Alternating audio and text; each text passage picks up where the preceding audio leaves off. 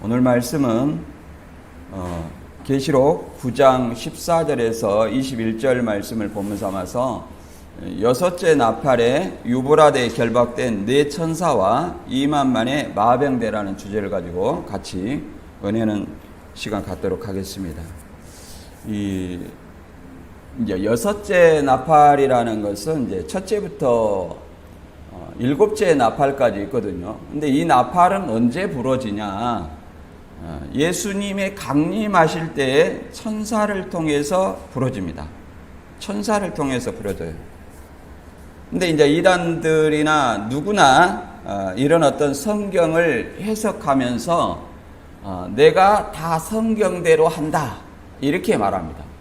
내가 성경대로 한다. 성경대로 믿어야만 구원받는다. 이렇게 말합니다. 그렇지 않은 사람 없어요. 그러면 듣는 우리가 어떻게 그것을 분별할 수 있을 것인가? 그게 문제예요. 1차적으로는 성경을 알지 못하면 분별할 수 없습니다. 성경을 알지 못하면 분별할 수 없어요. 소경이 소경을 인도하면 둘 다 구덩이에 빠지는 것은 자명한 일입니다. 제가 말하지 않아도 예수님께서 미리 그렇게 말씀하셨습니다. 여기서 소경이라는 것은 문자적인 소경이 아닙니다. 성경을 모르는 소경을 얘기를 하는 겁니다. 그래야 말씀이 맞는지 안 맞는지 이렇게 알 수 있는 거예요. 예수님도 마태 13장에 씨 뿌리는 비유를 통해서 길가와 돌밭, 가시밭 좋은 땅에 떨어졌다. 씨를 뿌릴 때. 그래서 오직 결실을 맺는 것은 좋은 땅이라는 거예요. 그래서 귀 있는 자는 들으라 말은 들을 귀 있는 사람만 그걸 알아먹을 수 있다는 거예요. 어떤 사람이냐? 착하고 좋은 마음으로 말씀을 듣고 깨닫는 자라 이렇게 말합니다. 깨닫는 자, 착하고 좋은 마음으로 깨닫는 자.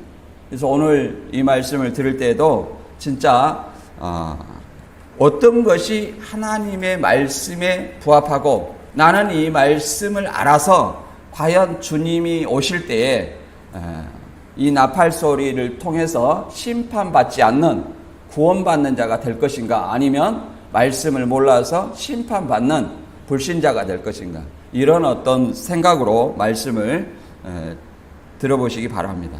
그래서 오늘 이제 여섯째 나팔에 유브라데 결박된 네 천사와 2만만의 마병대 이렇게 얘기했는데, 우리가 이 앞번에는 다섯 번째 나팔을 통해서 하늘에서 떨어진 별이 무저공에서 뭘 데려왔어요? 황충을 데려왔죠. 이제 이런 걸 이 황충으로 5달 동안 사람을 괴롭게 한 입맞지 아니한 사람은 복음을 믿지 아니한 사람을 얘기합니다. 바꿔 말하면 입맞지 아니한 사람은 사단의 표받은 자라 말할 수 있습니다.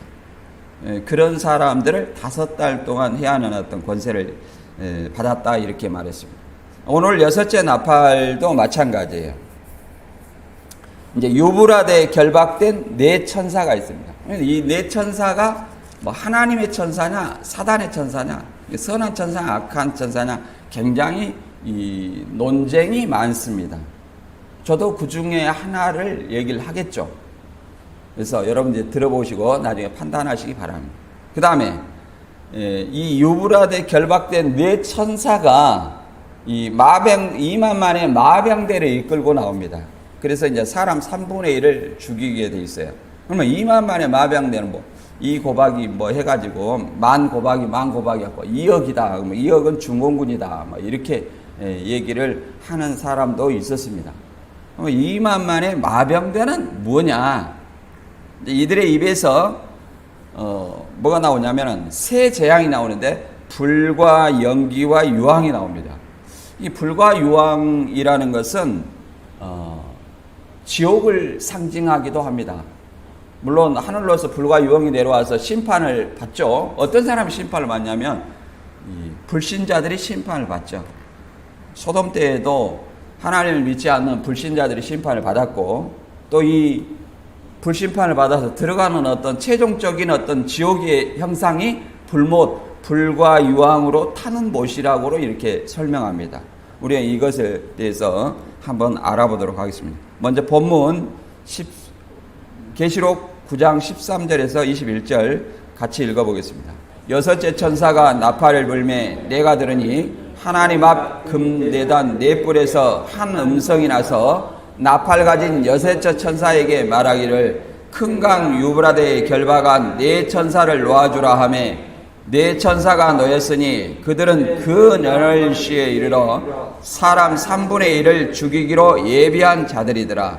마병대 수는 2만만이니 내가 그들의 수를 들었노라. 이같이 환상 가운데 그 말들과 그 위에 탄 자들을 보니 불빛과 자줏빛과 유황빛 허신경이 있고 또 말들의 머리는 사자 머리 같고 그 입에서는 불과 연기와 유황이 나오더라. 이 세 재앙 곧 자기들의 입에서 나오는 불과 연기와 유황으로 말미암아 사람 3분의 1이 죽임을 당하니라. 이 말들의 힘은 입과 꼬리에 있으니 그 꼬리는 뱀 같고 또 꼬리에 머리가 있어 이것으로 해하더라. 이 재앙에 죽지 않고 남은 사람들은 손으로 행한 일을 해결치 아니하고 오히려 여러 귀신과 또는 보거나 듣거나 다니거나 하지 못하는 금은 돈과 목석의 우상에 절하고 또 그 살인과 복술과 음행과 도적질을 해결치 아니하더라. 아멘. 여기서 이 나팔은 아무 때나 부러지는 건 아니에요.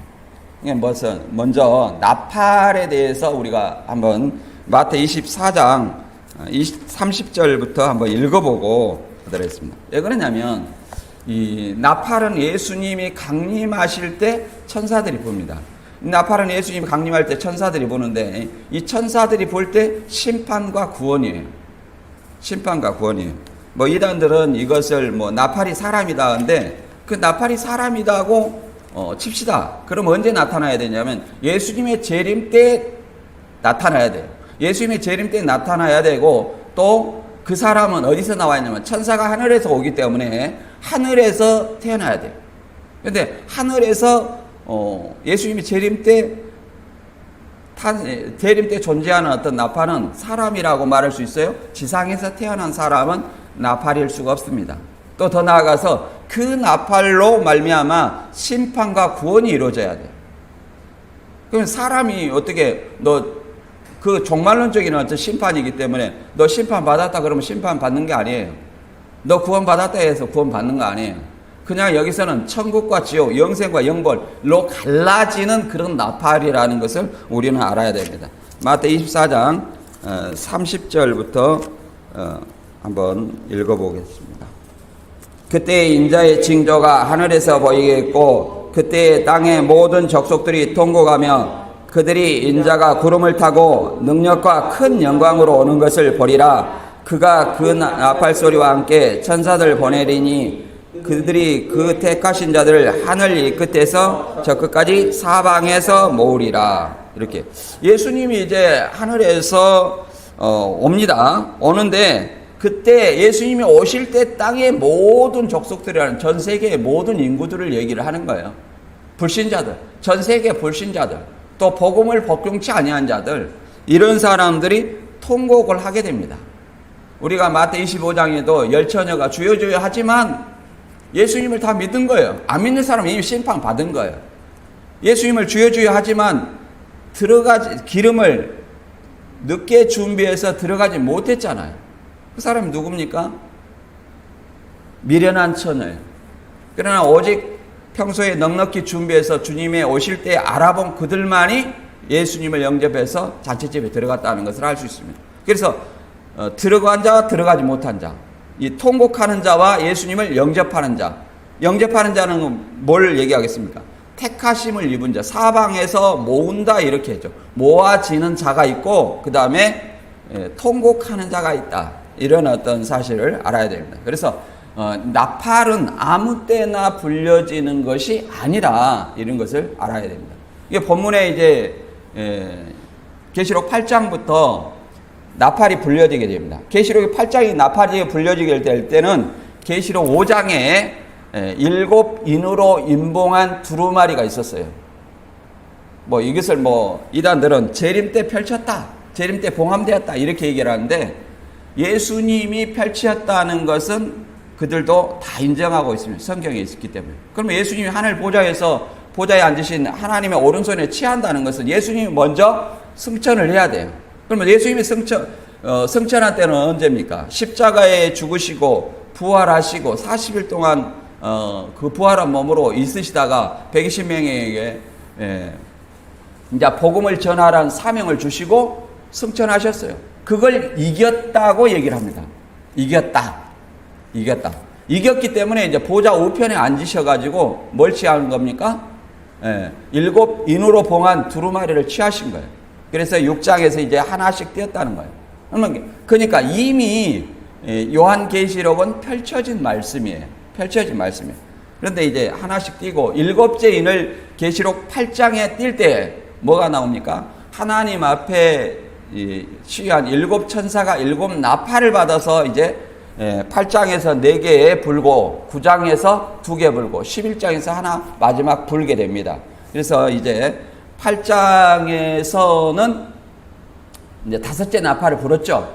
그래가지고 황충으로 하여금 5달 동안 입맞지 아니한 자들을 어떤 심판하는 어떤 일이 있었습니다. 괴롭게 하는, 죽고 싶어도 죽음이 저희를 피하가는.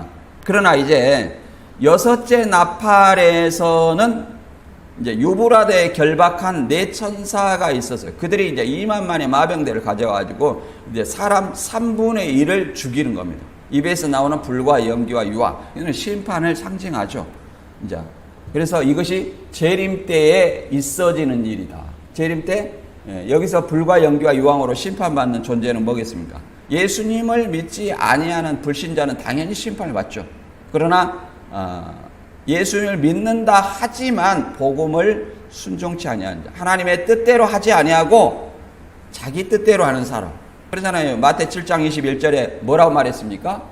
주여 주여 하는 자가 다 천국에 들어갈 것이 아니다. 다만 누구의 뜻대로? 아버지의 뜻대로 행하는 자만 들어가리라. 그럼 이게 주여 주여 하는 자가 누굽니까?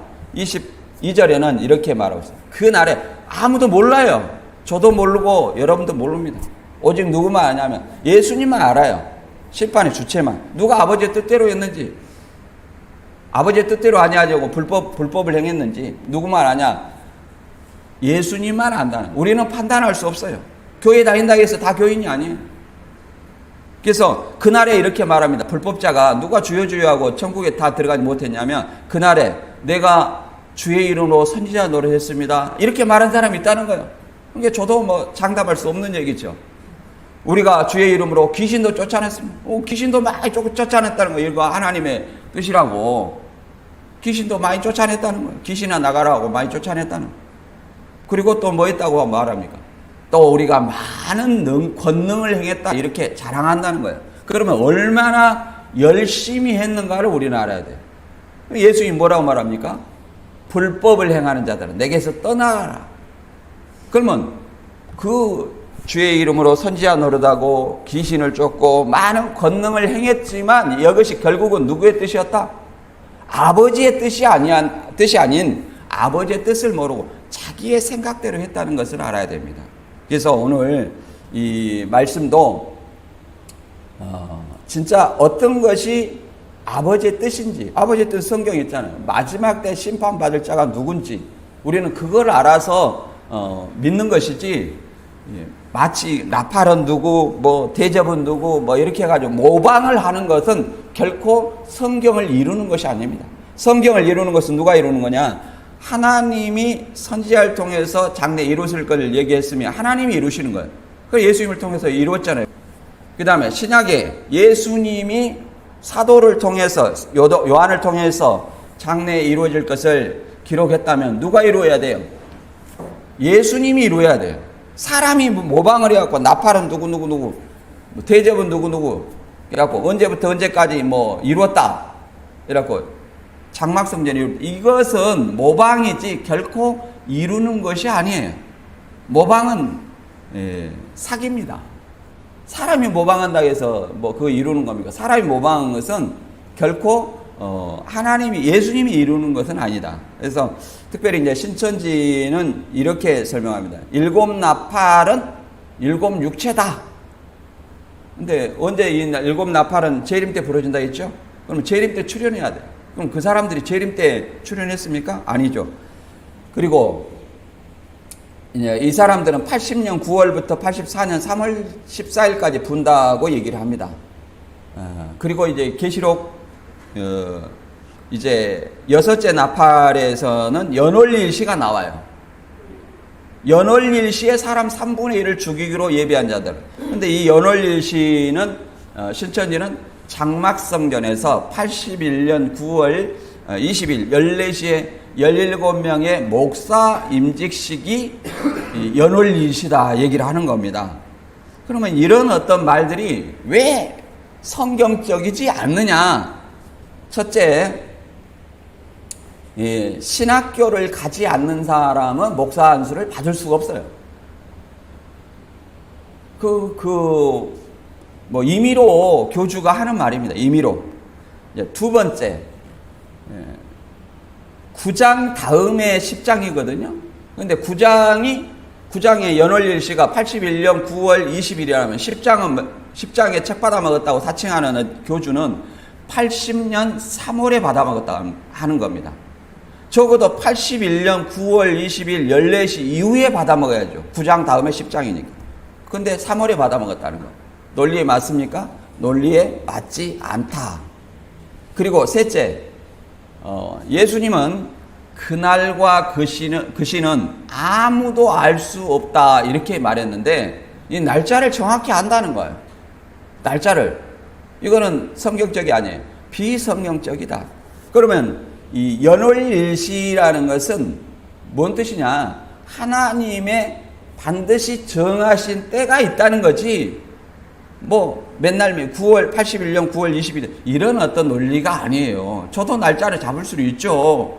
그럼 모방을 할 수 있어요. 그러나 그것이 결코 하나님의 뜻이 아니다. 뭘 비교해야 되냐면 성경을 가지고 우리가 살펴봐야지 성경 유행을 가지고 이것이 내가 계시받았다 해가지고 자꾸 계시록을 쓴다고 해서 그것이 성경이나 하나님이나 예수님의 뜻은 아니라는 것을 우리는 알아야 됩니다. 그 다음에 이제 본문 하나씩 읽어가면서 설명해 보겠습니다. 계시록 9장 13절 읽어보겠습니다. 여섯째 천사가 나팔을 불매 내가 들으니 하나님 앞 금제단 넷불에서 한 음성이 나서 나팔 가진 여섯째 천사에게 말하기를 큰 강 유브라데에 결박한 네 천사를 놓아주라며 네 천사가 놓았으니 그들은 그 연월일시에 이르러 사람 3분의 1을 죽이기로 준비된 자들이더라. 이렇게 말합니다. 사람 3분의 1을. 그러면 이들이 이제 사람 3분의 1을 누구를 통해서 죽이냐면 자기들이 직접 죽인 거야 아니라 2만 만의 마병대를 통해서 죽이는 거거든요. 근데 이제 이게 하나님 앞 금단에서 한 음성이 나왔다. 하나님 앞에 금단에서는 하나님도 계시고 예수님도 계시고 천사들도 있겠죠. 근데 금제단이라는 것은 우리가 계시록 6장 9절에 이하에 보면 순교 제단, 하나님의 제단 아래서 죽임을 당한 영혼들이 제단 아래서 뭘 호소하고 있냐면 땅에 거하는 자들을 심판하여 우리 피를 갚아주지 아니하시기를 어느 때까지 하시렵니까? 이렇게 말하고 있어요. 우리 피를. 그러니까 이 순교자들이 순교한 하나님의 복음을 전하다가 예수님의 복음을 전하다가 죽임을 당한 영혼들이 어디에 있어요? 제단 아래에 있어요. 그래서 우리 피를 갚아주라는 거예요. 우리의 원수를 갚아주라. 바꿔 말하면 이 심판은 순교의 영혼들의 원수를 갚아주는 것이다. 핍박자의 어떤 원수를 갚아주는 어떤 내용이라 할 수 있겠습니다. 그래서 금단 넷불에서 이렇게 이제 사람 3분의 1을 죽인다 그러면 이 죽임을 당한 사람들은 뭐예요? 땅에 거하는 자들, 불신자들을 얘기를 한다고 이해를 해볼 수 있습니다. 더 나아가서 이제 심판이 이 기도의 응답이라는 순교자들의 기도의 응답이라는 사실을 계시록 18장 24절 읽어보면 이렇게 나와 있습니다. 선지자들과 성도들과 땅 위에 죽임을 당한 모든 자의 피가 그 섬 중에서 발견되었느니라. 선지자들과 성도들과 땅에서 죽임을 당한 모든 자의 피가 그 섬 중에서 보였다는 것은 여기 성은 바벨론입니다. 물론 이 계시록 당시에서는 노마입니다. 노마 도미티안 황제 시대에 황제 숭배를 안 한 사람 다 죽였잖아요. 그래서 사도 요한도 반모섬에 유배되었고 안디바도 순교를 당했습니다. 그런 것처럼 오늘날에는 세상이에요. 그 당시에는 바벨론이었지만 오늘날에는 뭐예요? 세상 불신자들이 사는 어떤 사단에 속한 세상을 얘기를 합니다. 이들이 이제 죽게 되는 거예요. 심판을 받는 거예요. 계시록 19장 1절과 2절에 보면 이렇게 기록이 되어 있습니다. 이 불신자들을 심판하는 것이 하나님의 원수를 갚아줬다. 자기 종들의 원수를 갚아줬다. 이렇게 설명하는 일이 나옵니다. 계시록 19장 1절 이하를 읽어보겠습니다. 2일 후에 내가 들으니 하늘에 허다한 무리의 큰 음성 같은 거 있어 이르되 할렐루야 구원과 영광과 능력이 우리 하나님께 있도다. 그의 심판은 참되고 의로우신지라 음행으로 땅을 더럽게 한 음녀를 심판하사 자기 종들의 피를 그 음녀의 손에 갚으셨도다. 음녀는 바벨론을 주장하는 어떤 존재를 상징합니다. 그래서 이 바벨론 세상을 심판해서 불신자들을 예수님이 재림할 때 심판해서 종들의 피를 갚았다. 피의 신원을 해주는 거죠. 신을 해주는 겁니다. 그래서 이 하나님 앞 금재단에서 음성이 나서 심판하라는 것은 이 순교자의 기도의 응답이다. 이렇게 이해를 해볼 수 있고요. 그 다음에 여기서 이제 큰 강 유브라데에 결박한 네 천사를 놓아주라며 여기서 큰 강 유브라데에 결박한 네 천사가 이제 뭐 선한 천사다, 악한 천사다 이런 어떤 논쟁이 많아요. 이제 선한 천사라고 얘기를 하는 사람은 어떤 걸 얘기를 하냐면 이 계시록 7장 2절에 보면 이런 말이 있어요. 또 다른 천사가 살아계신 하나님의 인을 가지고 해 돋는 데로부터 올라와서 땅과 바다를 해롭게 할 권세를 받은 네 천사를 향하여 큰 소리로 외쳐 가로되 우리가 우리 하나님의 종들의 이마에 인치기까지 땅이나 바다나 나무나 해하지 말라 하더라. 이렇게 심판의 권세를 받은 네 천사가 있어요. 이 네 천사가 아니냐 이렇게 주장을 하기도 합니다. 그러나 여기서 이 네 천사는 계시록 9장의 네 천사는 유브라데에 결박한 네 천사예요. 이 결박되었다는 것은 뭐냐면 어떤 구속이 되었다, 매었다 이런 어떤 뜻을 가지고 있습니다. 그래서 이 결박되었다는 것은 성경에 좋은 뜻으로 사용되지 않습니다. 예를 들어서 계시록 20장 2절에 보면 용을 잡으니 옛뱀이요 사단이요 마귀라 잡아 1000년 동안 결박하여 만국을 미혹하지 못하게 한다는 겁니다. 용을 잡아서 1000년 동안 결박을 한다는 거예요. 사단이죠. 예, 사단을 결박했다 이렇게 얘기를 합니다. 그리고 유다서 1장 6절에도 뭐라고 말하냐면 자기 지위를 지키지 아니하고 자기 처소를 떠난 천사들을 큰 날의 심판까지 영원한 결박으로 흑암에 가두셨습니다. 영원한 결박으로 흑암에 가뒀다. 지위와 처소를 떠난 천사예요. 천사는 꼭 하나님의 천사만 있는 거 아니에요. 사단의 천사도 있어요.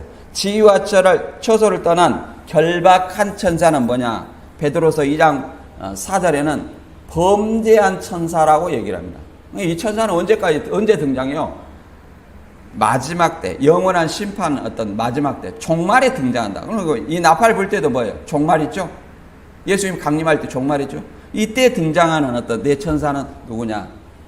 저는 개인적으로 악한 천사, 사단의 천사라고 이렇게 생각합니다. 왜 그러냐면 이 네 천사는 결박되었을 뿐 아니라 누구를 이끄냐면 마병대를 이끌어요. 그럼 마병대가 좋은 쪽이냐? 그러면 하나님의 천사로 볼 수 있겠지만 이게 악한 쪽이에요.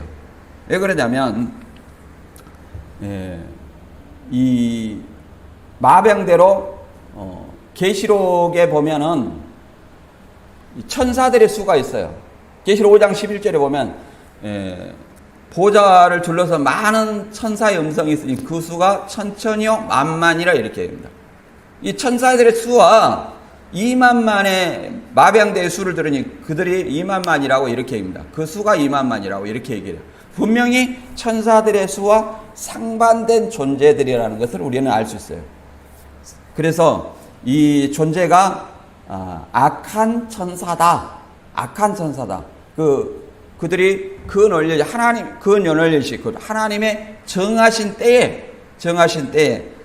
정하신 때라는 것은 뭐 예수님의 재림 때가 되겠죠. 정하신 때. 예수님의 정하신 재림 때에 사람 3분의 1을 죽이기로 예비한 자들이더라. 그러면 3분의 1이라는 것은 뭘 의미하냐? 제한된 심판이라는 거예요. 제한된. 여섯째 나팔에 제한된 심판이다. 그러면 3분의 2가 남았잖아요. 그러면 회개할 기회를 주기 위한 심판이다. 이렇게 말할 수 있습니다. 그래서 계시록 9장에서 보면 다음 보면 이 그림을 보면 유브라데 결박된 이 에덴 동산에 나오는데 에덴 동산이 여기 나오죠. 노 땅도 나오고 이제 여기에 결박이 되었다고 말합니다. 그리고 이 유브라데라는 것은 유브라데가 나오는데 계시록에 유브라데가 딱 2번 나와요. 본문하고 계시록 16장 12절에 나옵니다. 그래서 유브라데라는 것은 어떤 의미냐?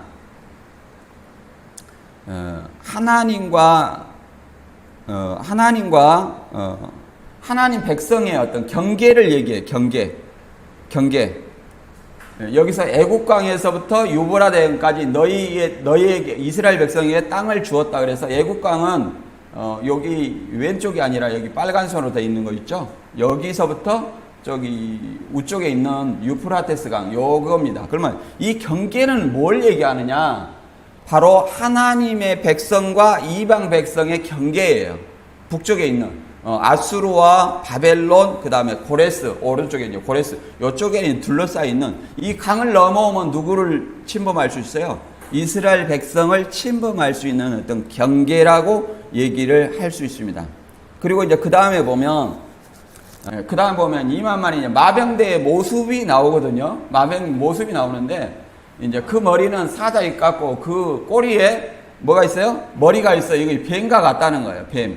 이제 이걸로 설명이 되고 있는데 이것은 우리가 이제 계시록 9장 9절에 보면 다섯째 나팔을 불 때 황충의 모양과 비슷합니다. 황충의 모양이 계시록 9장에 이렇게 말하고 있습니다. 철 호신경 같은 호신경이 있고 그 날개들의 소리는 병거와 많은 말들이 전쟁터로 달려들어가는 소리 같으며 이렇게 황충의 모양이 있는데 그 꼬리가 정갈의 꼬리와 같다 이렇게 설명합니다. 이 황충의 꼬리가. 그래서 이 사자 머리 같고 그 꼬리의 뱀과 같은 이 비슷한 무장을 하고 있다고 이해를 해볼 수 있습니다. 계시록 9장 16절에 이제 이 존재를 한번 알아보도록 하겠습니다. 계시록 9장 16절 이하를 읽어보겠습니다. 마병대의 수는 2만만이 내가 그들의 수를 들었노라. 이렇게 분명하게 이 계시록의 숫자는 두 가지 숫자가 있죠. 조금 전에도 말했듯이 계시록 5장 11절에는 내가 또 보고 들으니 보좌와 생물들과 장로들을 들러선 많은 천사의 음성이 있으니 그 수가 만만이요 천천이라. 이게 두 가지 수가 있어요. 하나가 천사라면 마병대는 뭐예요? 누구를 얘기하겠습니다. 사단의 군대를 얘기를 한다. 사단의 군대인데 이것이 2만만이라니까 이 고박이 만 해가지고 2억의 중공군이다. 이렇게 얘기를 하면 큰 무리가 있어요. 그냥 사단을 상징하는 사단의 어떤 군대를 상징하는 수다 이렇게 이해를 해보면 될 것 같아요. 그 다음에 17절부터 18절까지 읽어보면 이 같은 환상 가운데 그 말들과 그 위에 탄 자들을 보니 불빛과 자줏빛과 유황빛 호신경이 있고 그 말들의 머리는 사자 머리 같고 그 입에서 불과 연기와 유황이 나오더라. 이 세 재앙 곧 자기들의 입에서 나오는 불과 연기와 유황으로 말미암아 사람 3분의 1을 죽임을 당하더라. 네 천사가 이제 죽이기로 예비를 했었죠. 그 연월일 사람 3분의 1 죽이로 예비했었는데 이제 마병대를 통해서 죽이니까 그 연월일시에 죽임을 당하더라 이렇게 얘기합니다. 죽임을 당한다는 건 심판을 얘기를 하죠. 그래서 우리가 이제 불과 유황이라는 것은 좀 전에도 말했듯이 창세기 19장 20절에 이제 소돔성에 내렸던 유황과 불 심판을 연상할 수 있습니다. 소돔성에 있는 유황과 불 심판. 그리고 더 나아가서 사무엘하 22장 9절에 보면 이제 하나님의 어떤 진노를 상징할 때도 이게 동일하게 설명되고 있습니다. 제가 한번 읽어볼게요. 그 코에서 연기가 오르고 그 입에서 불이 나와 사름이며 그 불이 수체에 피었도다. 이렇게 불과 유황으로 이렇게 심판하는 어떤 하나님의 진노를 표시하기도 합니다. 이제 다윗의 어떤 대적들에 대한 어떤 분노를 이렇게 표현하기도 해요. 그리고 더 나아가서 이 불과 새 재앙이라고 하죠. 입에서 나오는 거예요. 불과 연기와 유황으로 인해서 사람 3분의 1이 죽임을 당한다. 이렇게 얘기를 했는데 계시록에서는 입에서 나오는 어떤 존재들이 또 있습니다. 계시록 16장 13절에 보면 이렇게 설명되고 있거든요. 또 내가 보매 개구리 같은 새 더러운 영이 용의 입과 짐승의 입과 거짓 선지자 입에서 나오니 그들은 귀신의 영이라. 이렇게 말하고 있습니다. 용은 사단이죠. 그 다음에 짐승은 계시록 13장에 칼에 상하였다 살아난 짐승, 666 짐승을 얘기해요. 물론 그 당시에는 이 사도 요한 당시에는 도미티안 황제를 얘기하고 있습니다. 그 다음에 땅에서 올라온 누가 있어요? 거짓 선지자가 있죠. 이 거짓 선지자가 칼에 상하였던 살아난 짐승을 위해서 우상을 만들고 경배하게 하잖아요. 그래서 거짓 선지자라고 말합니다. 거짓 선지자. 그래서 용의 입과 짐승의 입과 거짓 선지자. 저희는 귀신의 영이라. 여기서 미혹 것은 귀신 들린 거와 같아요. 미혹이라는 것은. 그래서 우리가 한번 어떤 미혹을 당하면 그래서 그들을 돌이키는데 굉장히 많은 어려움들이 있습니다. 그래서 자신의 어떤 고정관념에 빠져서 조금 이게 틀려도 계속 이렇게 그들은 모방과 사칭 사기이기 때문에 자꾸 모순을 지적하면 어떻게 됩니까? 바꿔요. 교리든 실상이든 바꾸면 뭐라고 하냐면 때에 따른 양식이다. 이런 어떤 생각을 가지고 있어요. 근데 우리 정상적인 사람은 자기가 이걸 봤다는 거예요. 물병을 봤는데 조사를 해보니까 사실은 물병을 본 건 아니에요. 이게 물병이, 너 언제 물병을 봤냐? 이렇게 지적을 하니까 그것은 사실 다른 사람이 그렇게 얘기해서 내가 그렇게 얘기한 거다. 이렇게 교준을 얘기한다는 거예요. 예를 들어서 계시록 12장에 이 해를 입은 여자가 유재열이고, 유재열이 이제 미국 80년 10월 28일에 미국 웨스트민스터 신학교를 갔다는 거예요. 그래갖고 여자가 3년 반 동안 양육받는 것은 웨스트민스터 신학교에서 3년 반 동안의 이 박사학위를 받았다는 거예요. 신학 박사학위를. 그러니까 거기에 세뇌된 사람들은 저도 마찬가지였지만 그런가 보다. 그러면 왜 우리가 대학교는 4년인데 왜 6개월은 어떻게 됐어요? 그러니까 방학 때 빼고 이렇게 얘기를 하는 겁니다. 제가 이제 신학을 정정해 보니까 전혀 논리에 맞지 않아요. 왜 그러냐면 신학 대학원을 나와야 돼요. 그래야 이게 박사라는 것은 신학 대학원 나오면 이게 석사예요, 석사. 박사는 여기서 또 공부를 해야 돼요. 그리고 또 유재열 씨가 고위 중퇴입니다. 17살부터 이게 교주를 해 먹었어요. 고위 중퇴가 신학 박사학위를 받을 수 있습니까? 고등학교부터 졸업해야죠. 이 거짓말이 드러나니까 뭐라고 말하냐면 이 사람은 내가 거짓말 하나 지가 극하니까 내가 극하지. 나도 들은 걸 얘기한 거야. 나는 거짓말 하는 거 아니야. 이렇게 얘기하니까 신천지들은 맞아. 우리 총회장님은 거짓말 하시는 분이 아니야. 이렇게 생각합니다. 정상적인 사람은 어떻게 해야 돼? 저 사람이 안 본 것을 봤다 했구나. 거짓말 하구나. 이렇게 생각을 하는 것이 지극히 정상입니다. 그런데 그것을 그냥 교리를 바꾸고 실상을 바꾸고 이것을 때에 따른 양식이다. 그러면 바꿔서 생각해보세요. 하나님과 예수님이 수시로 말을 바꾸었다. 또는 성경이 계속 바꿔진다. 그러면 우리가 믿을 수 있어요, 없어요? 없습니다. 더구나 사람도 계속 말을 바꾸면 그 사람을 믿을 수 있어요, 없어요? 없다는 거예요. 그 믿을 수도 없는 사람을 뭘로 믿고 있냐면 구원자로 믿고 있다는 거예요. 지금은 그들은 성경도 믿지 않아요. 오로지 이 교주, 그 다음에 그 조직, 자동적으로 옹호 활동을 하는 겁니다. 그래서 그들을 돌이키는 데에서는 우리가 더 하나님의 말씀대로 무장을 하는 것이 중요합니다. 왜 사단도 이렇게 무장을 했잖아요. 뭘 있어요? 유황빛 호신경이 있고, 호신경, 계시록 9장 9절에는 철 같은 호신경. 우리는 뭘로 무장해야 돼요? 진리의 말씀으로 전신갑주해야 되는 겁니다. 진리의 말씀으로 전신갑주해야지 그들을 이겨먹을 수 있는 거지. 사단도 뭘로 질문합니까? 성경으로 질문해요. 마태 4장에 그러잖아요. 네가 하나님의 아들이라면 뭐 이 높으면 뛰어내려 봐라 이렇게 얘기를 하잖아요. 예수님도 뭘로 답변했어요? 성경으로. 창세기 때에도 뱀도 뭐라고 했어요? 하나님이 참으로 동산 모든 나무의 실과를 먹지 말라 하더냐? 그러면 이거 하나님이 아담한테 한 말을 아는 거예요, 모르는 거예요? 알고 있는 거잖아요. 알고 있는 거예요. 알고 얘기하는 거예요. 심판받는 족속들이 이 불신자가 성경을 모르는 사람이 아니에요. 아는데, 성경을 안다고 하는데 어떻게 하는 거예요? 잘못 아는 거예요. 잘못 아는 거예요. 잘못 아는 그걸로 인해서 왜곡하는 것이에요. 그리고 하나님이 아닌 존재를 뭐처럼?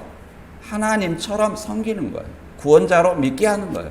이것에 이 자들이 거짓 선지자 또는 적 그리스도라고 말합니다. 그래서 마태 24장 24절에 뭐라고 합니까?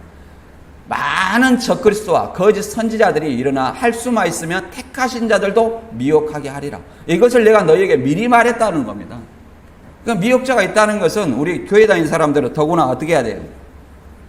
말씀으로 무장해야 되겠죠? 전신갑주 해야 되겠죠? 그런데 뭐냐 하면 교회만 다니면 그냥 안심이야. 교회만 다니면. 근데 하나님이 볼 때는, 그리고 이단들 보면 멀리 해라고 도망만 다닌다는 거예요. 하나님이 볼 때는 그를 이긴 자라고 하겠습니까? 진자라고 하겠습니까? 진자죠. 예, 도망 다니는 자.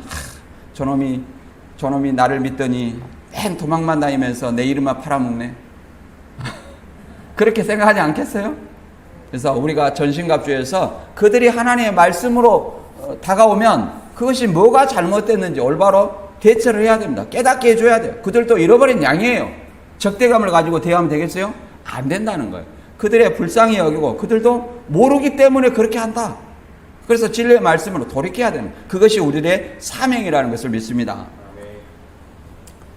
그 다음 계시록 9장 20절 읽어보겠습니다.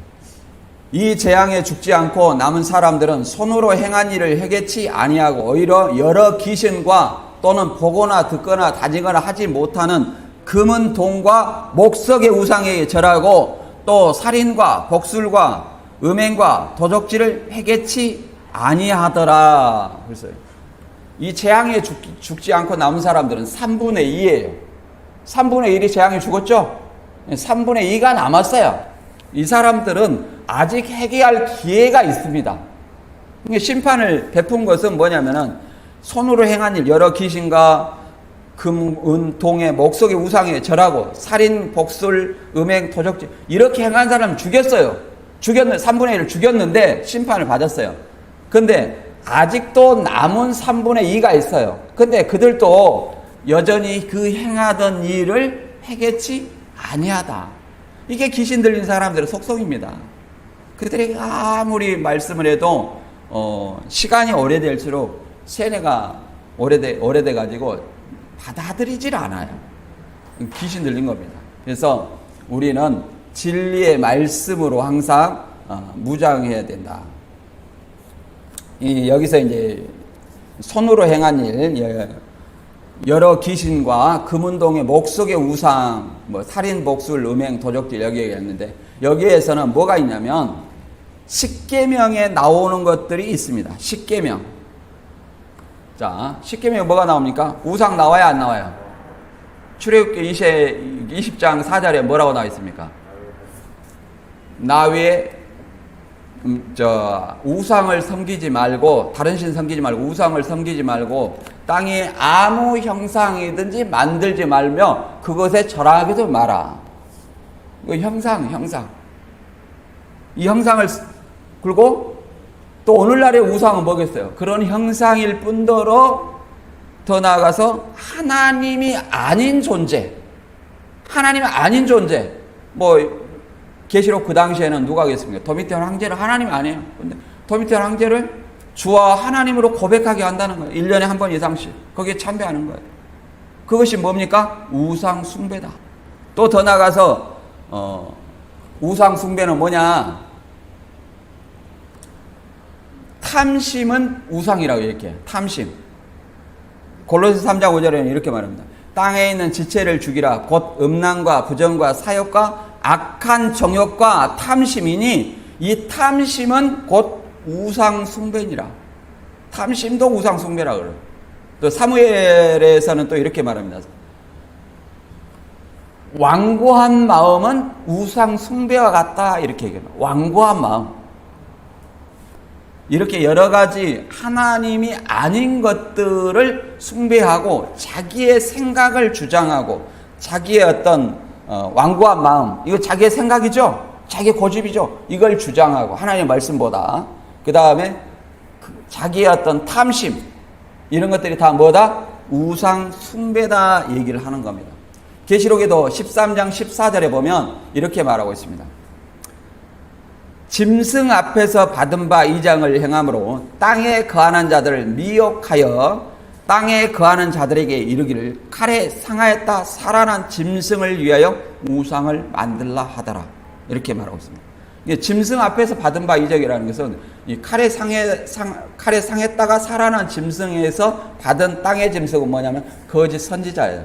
뭐 칼에 상하였다 살아난 짐승은 그 당시에는 도미티안 황제고, 도미티안 황제를 신으로 숭배하게 하는 역할을 하는 존재가 땅의 짐승인데 이걸 거짓 선지자라고 얘기를 합니다. 근데 그 당시에는 이 거짓 선지자 역할을 누가 했냐?